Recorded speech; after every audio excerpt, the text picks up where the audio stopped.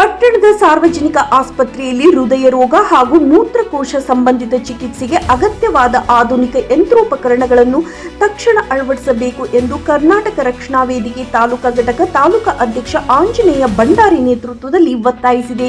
ಈ ಕುರಿತು ತಾಲೂಕಾ ಆರೋಗ್ಯ ಅಧಿಕಾರಿಗಳಾದ ತಾಲೂಕಾ ಆರೋಗ್ಯ ಅಧಿಕಾರಿ ಡಾಕ್ಟರ್ ಅಮರೇಶ್ ಪಾಟೀಲ್ ಇವರಿಗೆ ಮನವಿ ಸಲ್ಲಿಸಿದ ಕರ್ವೆ ಪದಾಧಿಕಾರಿಗಳು ಸಾರ್ವಜನಿಕ ಆಸ್ಪತ್ರೆ ಪಟ್ಟಣ ಹಾಗೂ ಸುತ್ತಮುತ್ತಲಿನ ಗ್ರಾಮಗಳ ಜನರಿಗೆ ಪ್ರಮುಖ ಆರೋಗ್ಯ ಕೇಂದ್ರವಾಗಿದ್ದು ಪ್ರತಿದಿನ ನೂರಾರು ಬಡ ಹಾಗೂ ಮಧ್ಯಮ ವರ್ಗದ ರೋಗಿಗಳು ಚಿಕಿತ್ಸೆಗೆ ಆಗಮಿಸುತ್ತಿದ್ದಾರೆ.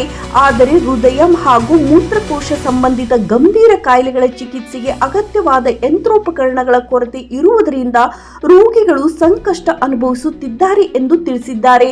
ಹೃದಯಾಘಾತ, ರಕ್ತದೊತ್ತಡ ಸಮಸ್ಯೆ, ಹೃದಯ ಬಡಿತದ ವ್ಯತ್ಯಾಸದ ಮುಂತಾದ ತುರ್ತು ಪರಿಸ್ಥಿತಿಗಳಿಗೆ ಇಸಿಜಿ, ಟಿಎಂಟಿ, ಇಕೋ, ಡಿಫಿಬ್ರಿಲೇಟರ್ ಸೇರಿದಂತೆ ಅಗತ್ಯ ಉಪಕರಣಗಳು ಲಭ್ಯವಿರಬೇಕು. ಇವುಗಳ ಕೊರತೆಯಿಂದ ರೋಗಿಗಳನ್ನು ಜಿಲ್ಲಾ ಅಥವಾ ಖಾಸಗಿ ಆಸ್ಪತ್ರೆಗೆ ಕಳುಹಿಸುವ ಪರಿಸ್ಥಿತಿ ನಿರ್ಮಾಣವಾಗುತ್ತಿದ್ದು ಇದರಿಂದ ಬಡ ಜನರಿಗೆ ಹೆಚ್ಚುವರಿ ಆರ್ಥಿಕ ಭಾರವಾಗುತ್ತಿದೆ ಎಂದು ಅವರು ಹೇಳಿದ್ದಾರೆ.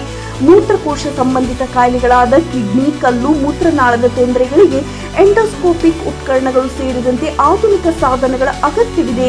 ತಜ್ಞ ವೈದ್ಯರು ಇದ್ದರೂ ಸೂಕ್ತ ಉಪಕರಣಗಳ ಕೊರತೆಯಿಂದ ಸಮರ್ಪಕ ಚಿಕಿತ್ಸೆ ನೀಡಲು ಅಡಚಣೆ ಉಂಟಾಗಿದೆ ಎಂದು ಮನವಿಯಲ್ಲಿ ಉಲ್ಲೇಖಿಸಲಾಗಿದೆ.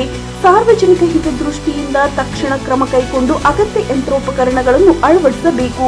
ಇಲ್ಲವಾದಲ್ಲಿ ಮುಂದಿನ ದಿನಗಳಲ್ಲಿ ಹೋರಾಟ ನಡೆಸಲಾಗುವುದು ಎಂದು ತಾಲೂಕಾ ಅಧ್ಯಕ್ಷ ಆಂಜನೇಯ ಭಂಡಾರಿ ಎಚ್ಚರಿಸಿದರು. ಈ ಸಂದರ್ಭದಲ್ಲಿ ಶಿವು ಪತ್ತಾರ್, ವೆಂಕಟೇಶ್ ಉಪ್ಪಾರ್, ಅಶೋಕ್ ನಾಯಕ್, ಸಲೀಂ ಖಾನ್, ಅಬಿಬ್ ನಾಯಕ್, ಶಾರು ಜೋಗೇರ್, ಯಲ್ಲಪ್ಪ ದೊಡ್ಮನಿ ಸೇರಿದಂತೆ ಇತರರು ಉಪಸ್ಥಿತರಿದ್ದರು.